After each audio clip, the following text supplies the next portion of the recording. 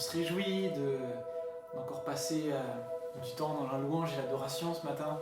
Alors, je vous invite à ouvrir vos cœurs et à bénir Dieu de toute votre âme, de toute votre force ce matin, afin qu'il reçoive la louange qui lui est due, l'adoration qui lui est due, parce qu'il est digne, parce qu'il est saint, parce qu'il est Dieu finalement. Alors, élevons nos voix dans nos maisons, chez nous, adorons-le. Amen. Bénissons son nom.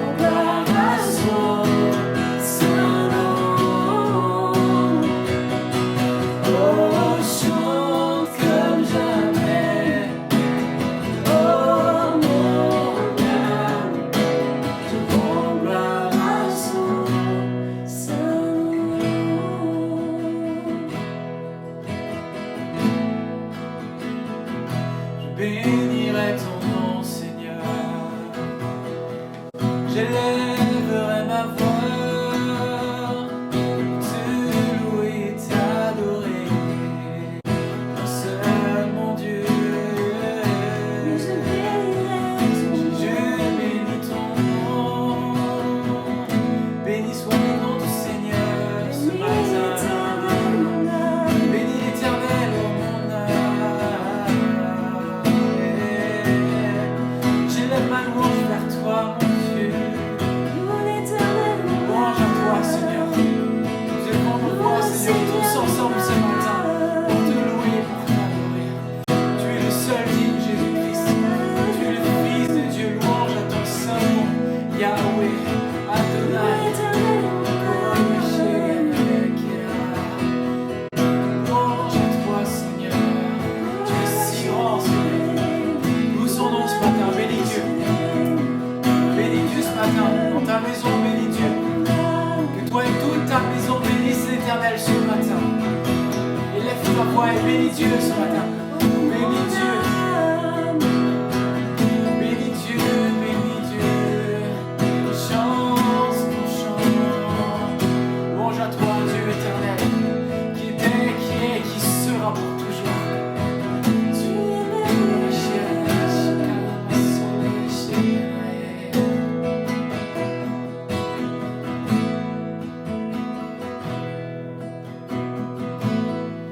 Tu entends nos cœurs, Seigneur, qui sont devant toi ce matin. Nous te louons de tout notre cœur, Seigneur. Reçois nos cœurs, Seigneur, comme un doux parfum d'adoration, Seigneur, et de louange.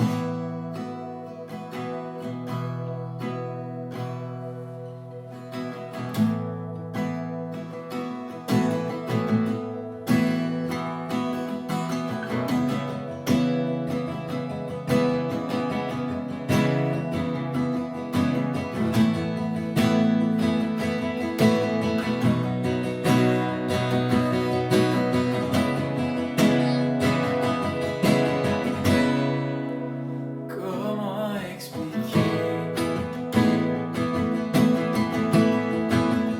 et comment décrire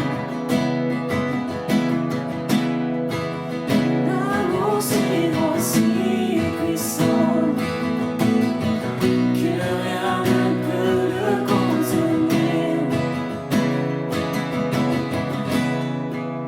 Tu sais mes espoirs, Seigneur, tu sais mes craintes. Mes mots sont bien trop petits pour dire tout l'amour que j'ai pour toi. Alors entends mon cœur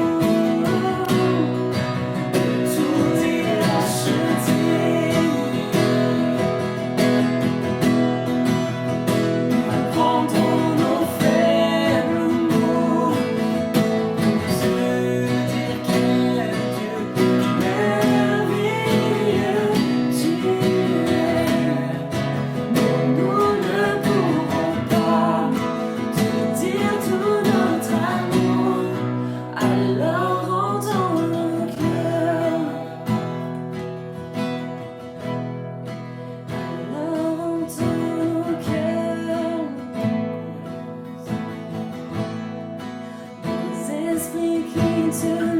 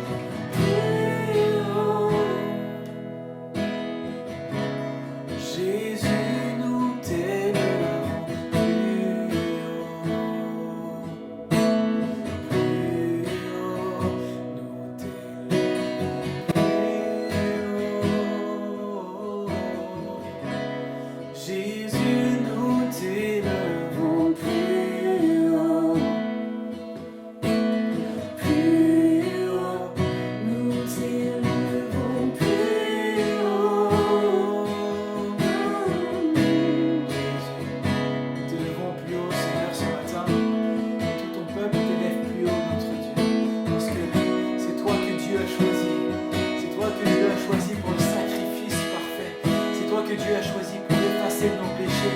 C'est toi que Dieu a choisi pour nous guérir. C'est toi que Dieu a choisi, Jésus, pour nous sauver. C'est toi que Dieu a choisi pour nous parler ce matin encore, Seigneur. Alors Jésus, nous t'élevons plus haut. Nous t'élevons plus haut, Seigneur. Parce que tu es grand, parce que tu as été obéissant au Père. Parce que tu es allé jusqu'au bout de ce que le Père te demandait. Alors nous t'élevons plus haut. Nous t'élevons plus haut et nous te disons merci. Merci, merci Père d'avoir envoyé Jésus-Christ.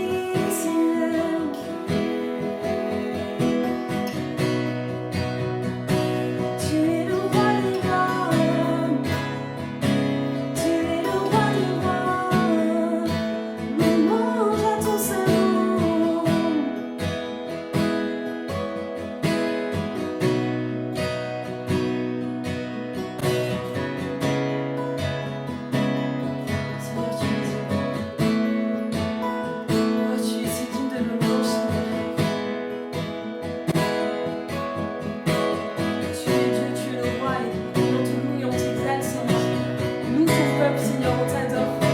On t'adore et on dit qu'on t'aime, Seigneur. On est tellement heureux d'avoir un roi comme toi, d'avoir un maître comme toi, Seigneur. Tu es digne de tout, Seigneur. Tu es digne de tout de nous, Seigneur.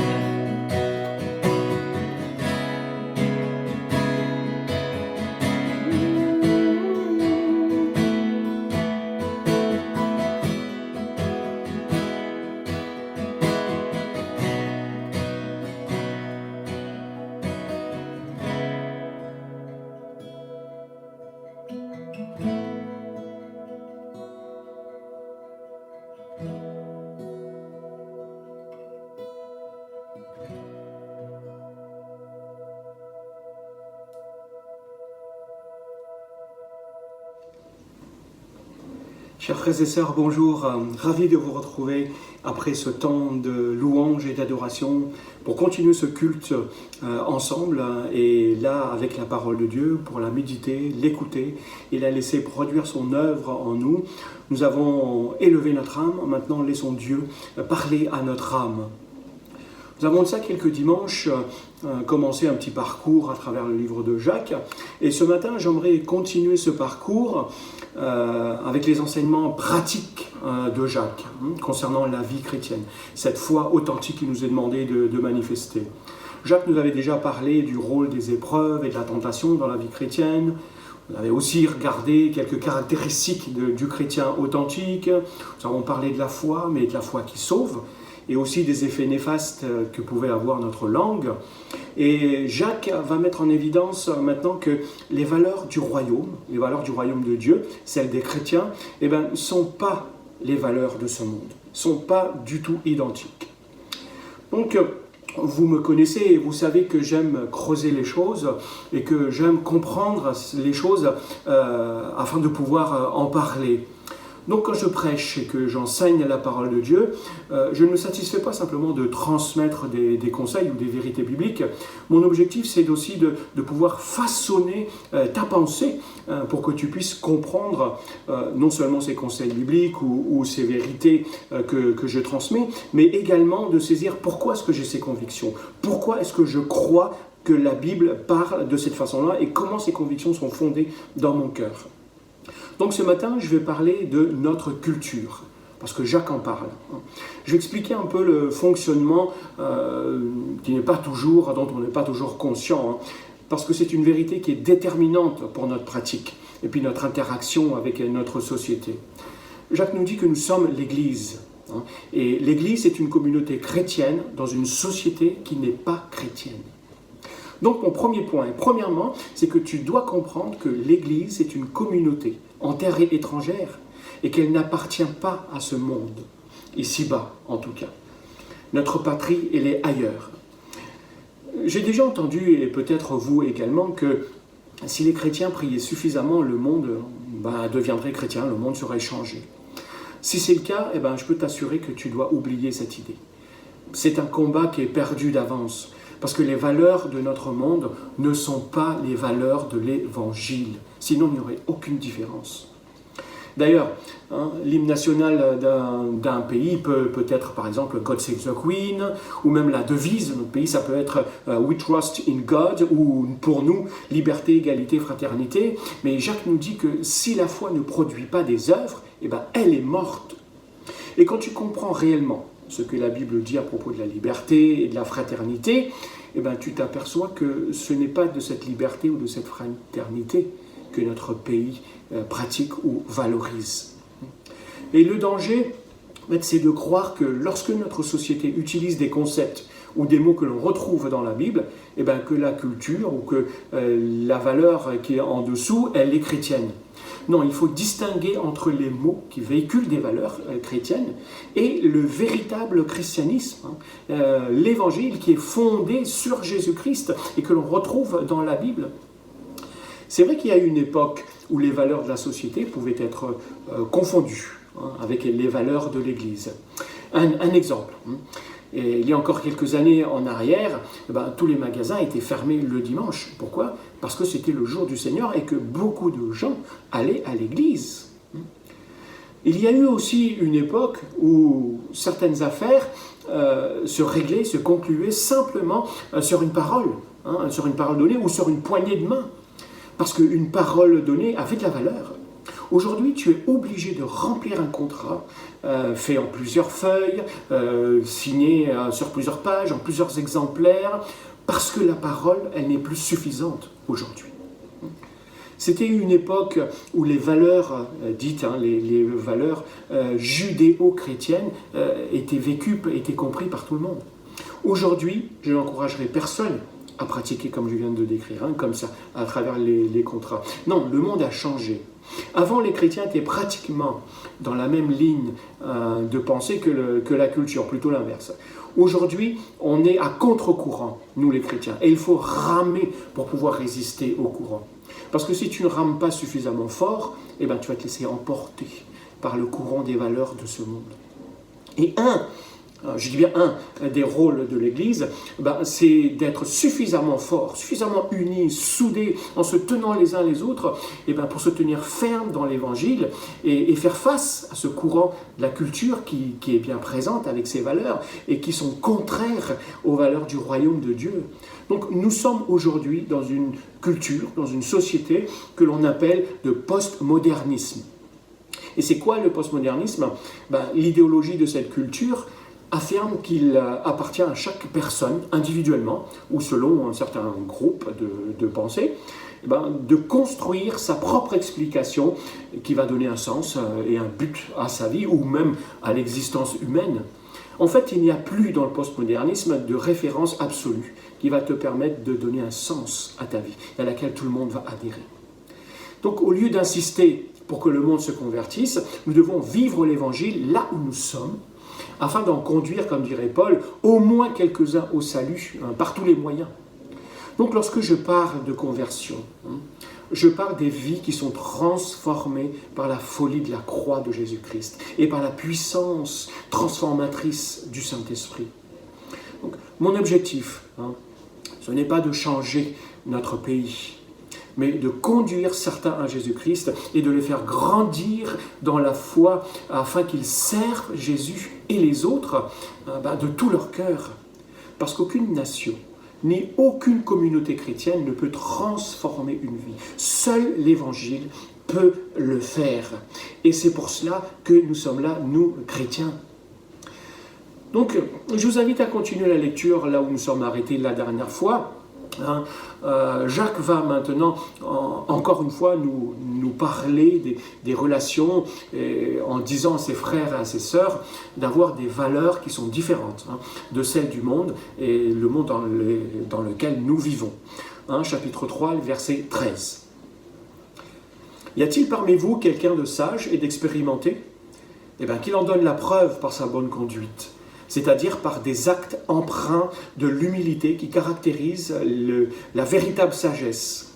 Mais si votre cœur est plein d'amère jalousie, si vous êtes animé d'un esprit querelleur, il n'y a vraiment pas lieu de vous vanter. Ce serait faire une entorse à la vérité. Une telle sagesse ne vient certainement pas du ciel. Elle est de ce monde, de l'homme sans Dieu. Elle est démoniaque. Car là où règne la jalousie et l'esprit de rivalité, là aussi habite le discorde et toutes sortes de pratiques indignes. Au contraire, la sagesse qui vient d'en haut, elle est en premier lieu pure. De plus, elle aime la paix. Elle est modérée et conciliante, pleine de compassion. Elle produit beaucoup de bons fruits. Elle est sans parti pris et sans hypocrisie. Ceux qui travaillent à la paix sèment dans la paix une semence qui produira un fruit conforme à ce qui est juste. Le mot ici que Jacques utilise et qui est traduit par jalousie, en grec c'est le mot zélos. Ça veut dire quoi ? C'est un désir ardent qui peut être positif ou qui peut être négatif, en fonction de ce que tu vas faire avec. Peut-être le zèle, c'est ce zèle ardent. Donc si tu te rappelles aussi du contexte de la lettre de Jacques, tu comprends qu'il est en train de parler des valeurs justement de la culture grecque de son époque. Parce que l'humilité, que Jacques dit, la compassion, ces valeurs sont considérées dans la culture grecque dominante de l'époque comme étant des défauts, ou plutôt des traits, des caractères faibles de l'être humain. Et le chrétien qui vivait, qui était baigné dans cette culture, arrivait à l'église avec ces mêmes valeurs comme standard de vie, et c'est ce qui guidait leur comportement. Et Jacques va leur dire, avec la franchise pastorale qui le caractérise, il va leur dire, bon, mes frères et sœurs, si vous êtes vraiment des chrétiens, si vraiment le Saint-Esprit agit en vous, eh bien vous devez changer de façon de vous comporter les uns envers les autres dans l'Église. Vous savez quelle est l'une des valeurs qui est au top des valeurs de notre société aujourd'hui, un mot que l'on utilise beaucoup dans les médias même, eh bien c'est la tolérance. Aujourd'hui, si tu es chrétien et que tu affiches ouvertement tes convictions sur certains sujets de société, eh ben, tu es très vite taxé d'intolérance. Tu ne peux pas proclamer certaines vérités parce qu'on va te dire que tu manques de tolérance. Et dans ce passage, Jacques, en fait, confronte sa culture où chacun peut adorer n'importe quel Dieu et que finalement, personne ne croit qu'il y a une vérité. Donc imagine un chrétien à l'époque, un chrétien de l'église de Jacques, qui va sortir de l'église et qui dit « Hey, salut les gars, vous croyez que chacun a sa vérité ?» Eh bien nous, on sert quelqu'un, quelqu'un qui s'appelle Jésus-Christ. Et lui, il a dit « Je suis le chemin, la vérité et la vie. Et personne ne peut aller au ciel sans passer par moi. » On a un message qui dit qu'il est la vérité, la seule vérité. Et bien ce message a dérangé beaucoup à l'époque de Jacques. Et bien même encore aujourd'hui, ce message dérange beaucoup dans notre société. Il y a aujourd'hui, c'est vrai, un changement au niveau de la compréhension de la tolérance. J'ai regardé dans le dictionnaire Larousse, et puis même dans Wikipédia, vous pouvez le vérifier, la tolérance se définit en fait comme une attitude de quelqu'un qui peut admettre et qui admet même chez les autres des manières de penser qui sont différentes des siennes. C'est même, on trouve même que c'est l'attitude de quelqu'un qui fait preuve d'indulgence à l'égard de ceux qui ne pensent pas comme lui. J'ai même trouvé que c'était défini comme une vertu qui porte à respecter ce qu'on n'accepterait pas spontanément pour nous. Par exemple, lorsque cela va à l'encontre de tes propres convictions. Mais la culture postmoderne, la société d'aujourd'hui dans laquelle on vit, eh ben, la tolérance se comprend comme l'acceptation de tous les points de vue. Et ça, c'est mon deuxième point, c'est que la tolérance, en fait, ne signifie pas que tu dois tout accepter. Il y a eu un déplacement au niveau de la définition et de la compréhension de cette notion de tolérance à travers les siècles. On dit que les goûts et les couleurs ne se discutent pas, mais aujourd'hui c'est devenu vrai pour n'importe quoi. Aujourd'hui, tu dois tout accepter parce qu'on te dit que tout est égal. C'est la vérité, c'est ta morale, ça te regarde, et à partir du moment où tu respectes les miennes et que tu ne franchisses pas les limites de mes convictions et que tu ne me bouscules pas, eh ben ça va.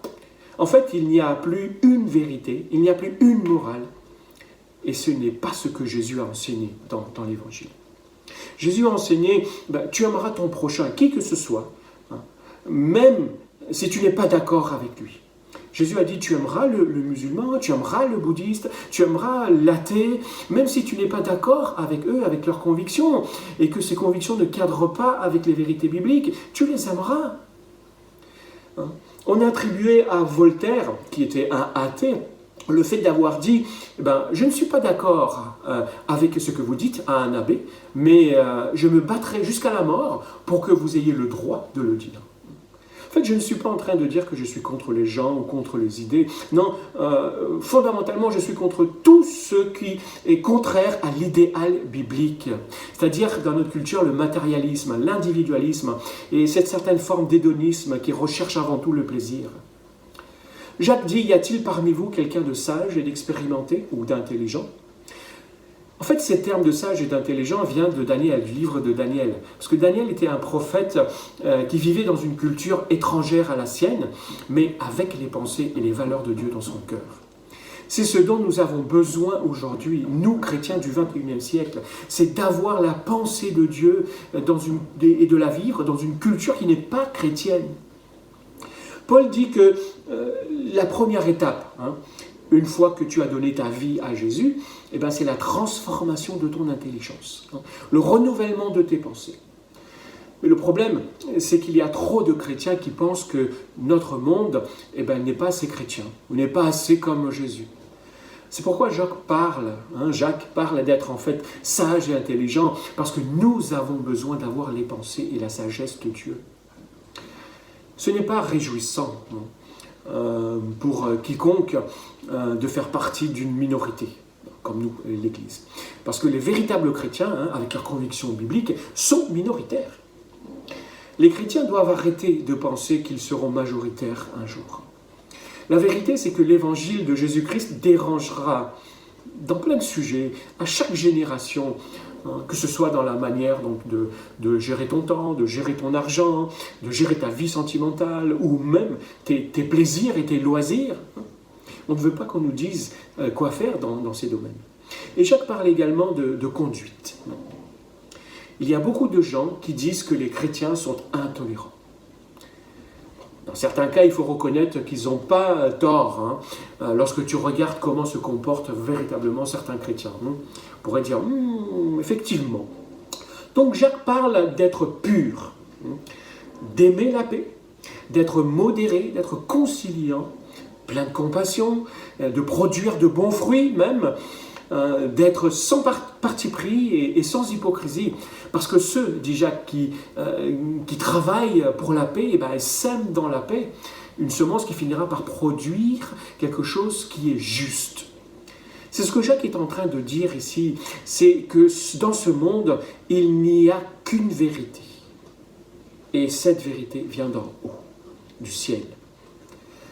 On est dans un monde qui est tellement contre les valeurs de l'Évangile que beaucoup de chrétiens sont parfois tentés d'enlever beaucoup de pages dans leur Bible pour que le message soit un peu plus doux, plus acceptable. Ou vite, ils tournent la page pour pas que ça les froisse. Mais parmi les prédicateurs, ça vous pourrez le remarquer aussi, sur Internet vous pouvez écouter, les prédicateurs qui sont les plus populaires, tu trouves ceux qui ne parlent pratiquement jamais de l'enfer, ils ne parlent jamais de péché, de la colère de Dieu, et rarement même de la croix de Jésus. Ils ne te parlent que des promesses de bénédiction, des promesses de réussite, de la prospérité. Ça se voit aussi dans le quotidien de pas mal de chrétiens qui ne prennent que ce qui les intéresse dans la Bible et oublient ce qui pourrait aller à l'encontre de leurs pratiques et de leurs pensées. Notre monde est quand même étrange, si tu réfléchis. Il déclare qu'il n'y a pas de vérité absolue. Pourtant, il veut nous faire croire que ça, c'est une vérité. Est-ce que ça vous paraît cohérent ? Si tu dis, par exemple, il n'y a pas de vérité, et ça, c'est la vérité, s'il n'y a pas de vérité, c'est que ce que tu es en train de dire, est-ce que c'est vrai ? Est-ce que tu as raison ou pas ? Notre monde arrive même à dire que le seul péché, c'est de dire que le péché n'existe pas. Pourtant, Jacques parle de cette incohérence en disant « Ne diluez pas le message de l'Évangile ». Parce que si tu dilues le message de l'Évangile, tu ne seras pas un témoin de la puissance de ce message qui transforme les vies. Jacques va même jusqu'à dire à ceux qui diluent l'Évangile que leurs valeurs et leurs croyances ne viennent pas de Dieu. Mais ce sont des valeurs qui viennent du monde. Et elles sont humaines. Et elles sont même démoniaques. Ouh. Si je me mettais à prêcher de cette façon aujourd'hui, je risque de choquer beaucoup d'oreilles. Parce que ce n'est pas un message populaire du tout. Ce n'est pas un message qui est agréable aux oreilles. C.S. Lewis a dit ceci, si vous voulez qu'une religion vous mette vraiment à l'aise et dans laquelle vous soyez confortable, je ne vous recommande certainement pas l'évangile de Jésus-Christ. Quand je prêche, je tiens personnellement à vous parler de ce que dit la parole de Dieu. Parce que vous pourrez entendre dans ce monde toute autre chose. Ce monde ne vous dira pas la vérité de l'Évangile. Pour ça, vous avez tout ce qu'il faut durant votre semaine. Donc Paul dit que ce monde ne fait plus la distinction entre le Créateur et la créature, entre le bien et le mal, et maintenant entre l'homme et la femme. Les gens qui ne connaissent rien vraiment aux religions, ils vont même jusqu'à dire que toutes les religions se valent et qu'elles sont identiques. Pourtant, ceux qui pratiquent ces religions et même les spécialistes qui étudient ces religions, disent que ces religions sont bien différentes. On voit qu'il y a une incohérence. Ce que je veux dire, c'est que simplement, Jésus n'est pas une alternative parmi d'autres. Jésus est le seul, le parfait sauveur qui est descendu du ciel pour mourir sur la croix et pardonner tes péchés. Et il est aussi ressuscité des morts pour te donner la vie éternelle. Jésus est le seul chemin du salut. Je le dis parce que je préfère que les gens soient dérangés par ce message et de les voir sauvés plutôt que de les voir ne pas avoir ce message et de se perdre loin de Dieu pour l'éternité. Donc Jacques va continuer, après avoir expliqué ce que sont les défis de sa culture, puis même aujourd'hui encore de notre culture, Jacques va aller dans le concret maintenant. On continue la lecture au chapitre 4, à partir du premier verset. On va lire les 10 premiers versets. D'où proviennent les conflits et les querelles entre vous? N'est-ce pas des désirs égoïstes qui combattent sans cesse en vous? Vous convoitez beaucoup de choses, mais vos désirs restent insatisfaits. Vous êtes meurtriers, vous vous consumez en jalousie et vous ne pouvez rien obtenir. Vous bataillez et vous vous disputez. Vous n'avez pas ce que vous désirez parce que vous ne demandez pas à Dieu. Ou bien, quand vous demandez, vous ne recevez pas car vous demandez avec de mauvais motifs. Vous voulez que l'objet de vos demandes serve à votre propre désir. Peuple adultère que vous êtes, ne savez-vous pas qu'aimer le monde, c'est haïr Dieu? Si donc quelqu'un veut être l'ami du monde, il se fait l'ennemi de Dieu. Prenez-vous pour des paroles en l'air ce que déclare l'Écriture? Dieu ne tolère aucun rival de l'esprit qu'il a fait habiter en vous, mais bien plus grande est la grâce qu'il vous accorde. Donc voici donc ce que déclare l'Écriture. Dieu s'oppose aux orgueilleux, mais il accorde sa grâce aux humbles. Soumettez-vous donc à Dieu et résistez au diable, et il fuira loin de vous. Approchez-vous de Dieu, et il s'approchera de vous. Nettoyez vos mains, pécheurs, et purifiez vos cœurs, vous qui avez le cœur partagé. Prenez conscience de votre misère et soyez dans le deuil, donc pleurez. Que votre rire se change en pleurs et votre gaieté en tristesse. Abaissez-vous devant le Seigneur et il vous relèvera. Donc après avoir évalué sa culture, Jacques dit à ses lecteurs que, en fait, les chrétiens mondains ne construiront jamais un monde chrétien. Ils ne pourront jamais faire un monde chrétien. Et pour éviter de passer, d'être intolérant et de diluer le message de l'Évangile, voilà ce que Jacques va leur dire. Évitez de diluer l'Évangile. Imaginez qu'un vendeur de boissons dilue son stock de Coca-Cola pour en avoir plus, et puis pour faire plus de bénéfices. Même si tout le monde n'aime pas le Coca-Cola, moi j'aime le Coca-Cola, il y a encore moins de monde qui aime le Coca-Cola dilué. Ce n'est pas tout le monde qui va accepter le message du salut. Ça, on le sait, ce message qui est en Jésus-Christ seul. Mais personne ne voudrait d'un évangile qui est dilué, qui est frenaté. Et Jacques va le dire aux chrétiens, donc soyez remplis de bonté et de compassion, mais tenez-vous fermes et marchez dans la vérité. Et il va ensuite donner des exemples de chrétiens qui sont mondains. Ceux qui adoptent dans la vie quotidienne les valeurs de la culture qui les entoure, plutôt que les valeurs de l'Évangile, et qui finissent aussi par les mélanger parfois. C'est ça le syncrétisme. Donc vous vous comportez, va leur dire Jacques, de la même façon que les gens qui sont dans ce monde.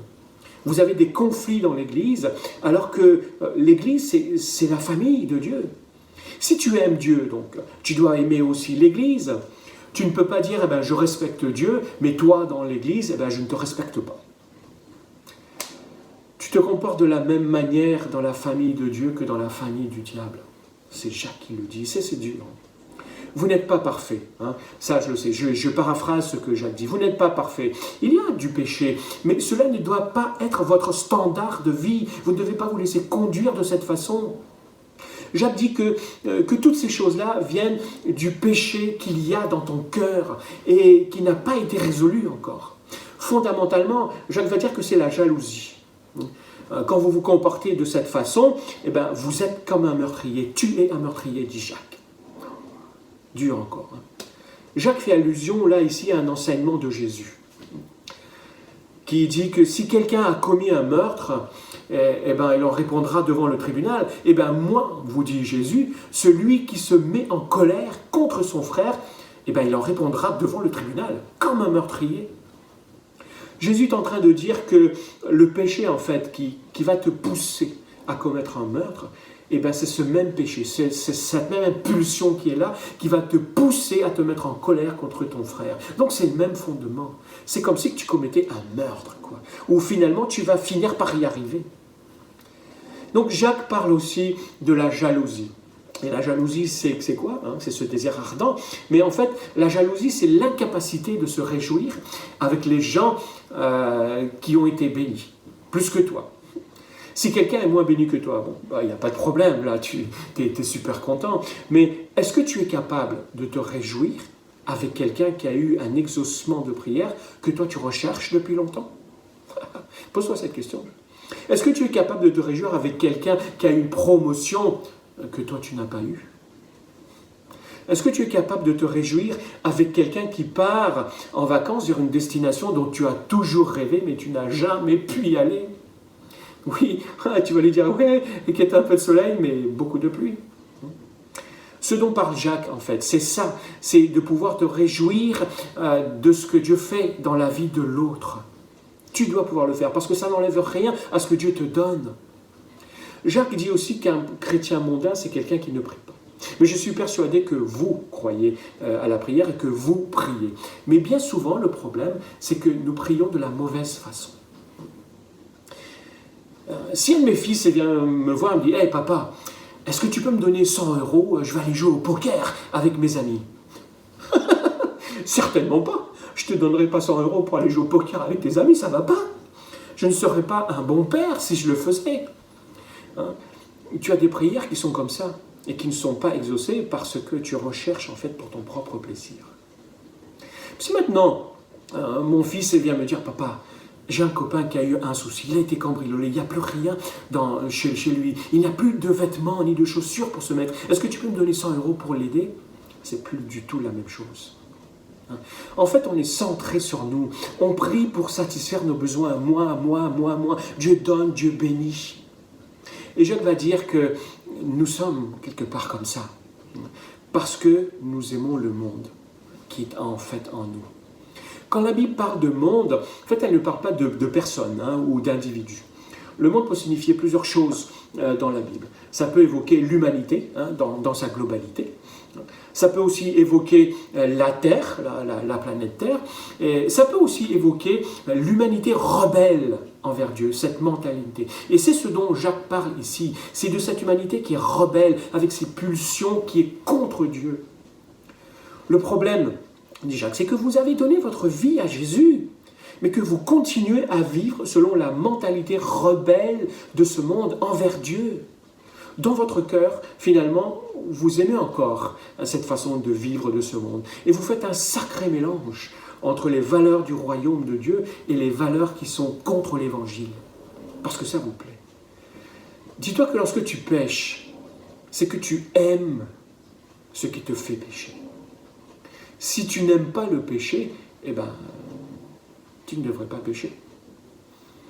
Quand tu te rappelles une offense, par exemple, et que tu es dans l'amertume, il y a comme une certaine satisfaction à entretenir cette amertume. La chair est là.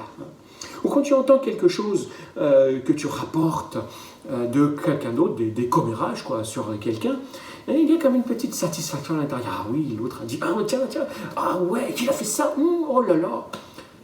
Mais quand tu regardes un film aussi, par exemple, où un mari trompe sa femme parce qu'elle ne s'est pas occupée de lui, ou l'inverse, tu as comme un petit contentement. Et tu excuses même celui qui a commis cet adultère. Et tu pourrais même trouver ça normal. Tu peux faire cette expérience. La prochaine fois que tu regardes un film avec lequel tu pourrais même condamner certaines valeurs, eh ben, tu vas voir que tu vas finir par être pris dans ce jeu. Pourquoi ? Parce que ça révèle ce qu'il y a dans ton cœur et ce à quoi tu aspires finalement. C'est ce que Jacques dit. Et lorsque Jacques parle d'adultère, en fait, ça veut dire quoi? Ça veut dire que tu as un cœur qui est partagé. Un cœur qui a rompu l'alliance dans laquelle tu t'étais engagé avec Dieu et à le servir, à le suivre. Tu es l'épouse de Jésus-Christ. L'Église est l'épouse de Jésus-Christ. Et tu dois le servir de tout ton cœur. Mais tu aimes plus le péché que tu n'aimes Jésus. Tu dois traiter ce problème à la source, dans ton cœur. Un autre problème, c'est la Bible. Au lieu de passer du temps sur Facebook, tu devrais verser ta face dans le livre. C'est vrai qu'en anglais, ça passe mieux. Hein? Face in the book. Si parfois tu manques aussi de vigueur spirituelle, pourquoi? C'est parce que très certainement tu as attristé l'Esprit de Dieu qui est en toi. Est-ce que c'est réjouissant de faire par exemple un trajet Paris-Marseille en voiture avec quelqu'un qui boude à côté de toi, comme ça? Réfléchis. Si tu as le Saint-Esprit qui est en toi et que tu as attristé le Saint-Esprit parce que tu es plus attiré par les choses de ce monde que par lui, ton cœur est partagé. Un conseil dans ce cas, que ta chair et tes désirs ne se mettent pas entre Dieu et son esprit qui est en toi. C'est très dangereux. Parce que même si ta bouche dit « Ah, moi je ne crains que Dieu », c'est ce que Jacques est en train de dire. Dieu va te résister. Dieu est rempli de grâce et de compassion, c'est vrai, mais j'ai remarqué que souvent, Dieu me résistait quand même. Pourquoi? Parce que mon cœur était partagé sur certaines choses. Ça peut paraître fonctionner, pas avoir de problème pour un certain temps, mais ça ne dure pas longtemps, parce que Dieu résiste et brise l'orgueil. Cependant, ce dont nous avons besoin, c'est de la grâce. Pour ça, Jacques dit, soumets-toi à Dieu. En fait, tu as juste besoin de dire à Dieu, je laisse tomber. Je me soumets à toi. J'ai besoin de ta grâce. Et pour te soumettre à Dieu, tu as d'abord besoin de résister au diable.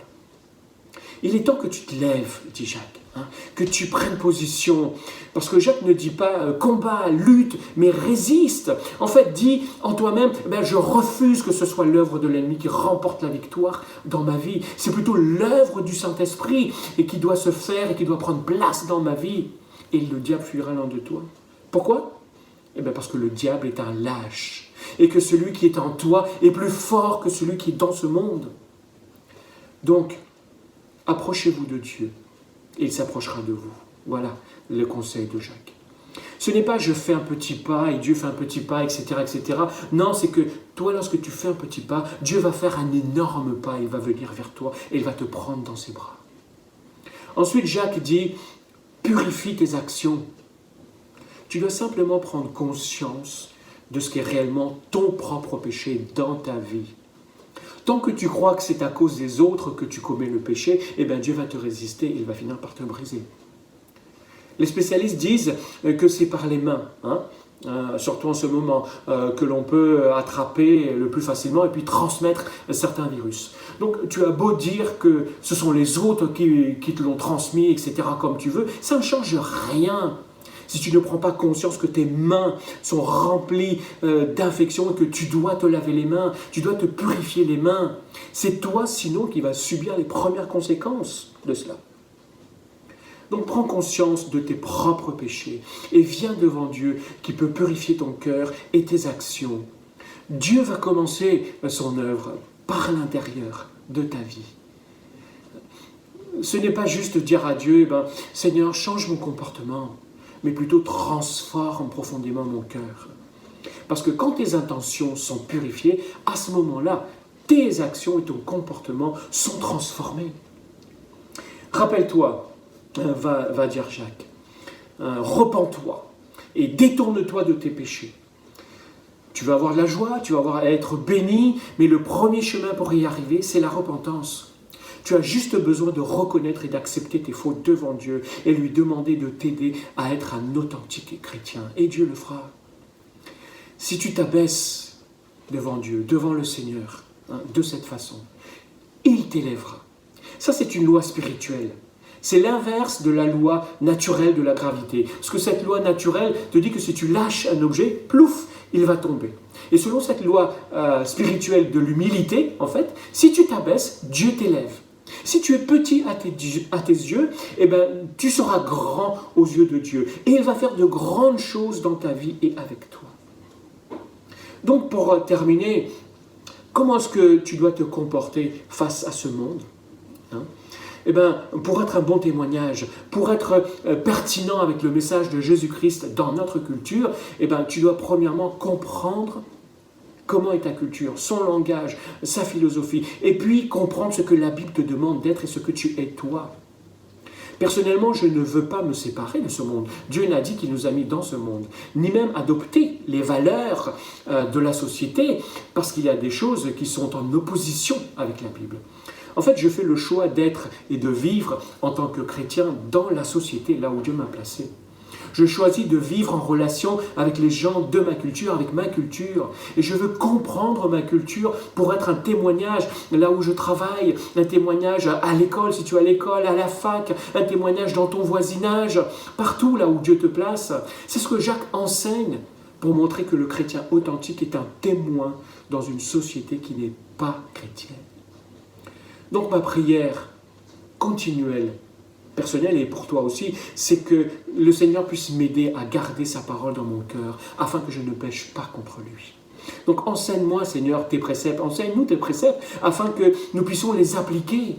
Donc Dieu nous a donné sa parole pour que nous puissions nous en nourrir notre cœur et les laisser nous transformer afin que nous puissions manifester cette parole qui va glorifier son nom là où il nous a placés. C'est pour ça que Jésus est venu et qu'il est mort, et c'est pour ça aussi que le Saint-Esprit habite en toi. Donc maintenant, je t'invite à prier. Quel que soit le milieu dans lequel tu te trouves, quel que soit l'environnement, quel que soit ton état, même si tu as fait des compromis avec cette culture, si tu t'abaisses devant Dieu, Dieu va t'élever. Et il va se servir de toi comme une lumière, là où tu es. Et il va faire de grandes choses dans ta vie. Parce que l'Église n'est pas comme ce monde. Nous n'arriverons pas à transformer ce monde, mais nous pouvons rendre témoignage de l'Évangile afin que des vies soient transformées. Parce que nous sommes différents de ce monde. Pour la gloire de notre Père. Alors je t'invite à prier. Seigneur, merci. Parce que tu nous as sauvés de ce monde qui va à la perdition. Tu nous as incorporés dans ton royaume, dans ta famille, dans ton peuple, et tu as fait de nous des héritiers de ce royaume, avec de nouvelles valeurs. Seigneur, aide-nous en tant qu'Église, en tant qu'enfants de Dieu, en tant que témoins de Jésus-Christ, en tant que disciples de Jésus-Christ. Aide-nous à pouvoir témoigner de l'efficacité de l'Évangile dans ce monde, dans notre vie, à ne pas faire de compromis avec ce que le monde et notre culture nous offrent, à montrer que le seul chemin de salut, c'est Jésus-Christ, que la seule puissance qui peut transformer les vies, c'est la puissance de la croix, avec le Saint-Esprit qui habite en nous. Seigneur, merci parce que tu nous as sauvés. Merci parce que tu vas montrer par la puissance du Saint-Esprit, à travers nos actions, à travers notre vie, que tu es notre Dieu et que nous sommes la lumière de ce monde, parce que toi, tu es la lumière qui habite au milieu de nous. Seigneur, aide-nous à être des témoins dans ce monde, dans cette culture qui se perd et qui ne sait plus où est la vérité. Cette culture qui est désespérée parce qu'ils ne savent plus où trouver le salut. Et nous voulons être de ceux qui disent que le salut est en Jésus-Christ et en Jésus-Christ seul, pour la gloire de ton nom, Père. Amen. Je vous dis bonne semaine, bonne méditation de cette parole. Continuez cette semaine. Et puis, on se retrouve la semaine prochaine. Que Dieu vous encourage. Et soyez des témoins de la vérité de l'Évangile, sans compromis.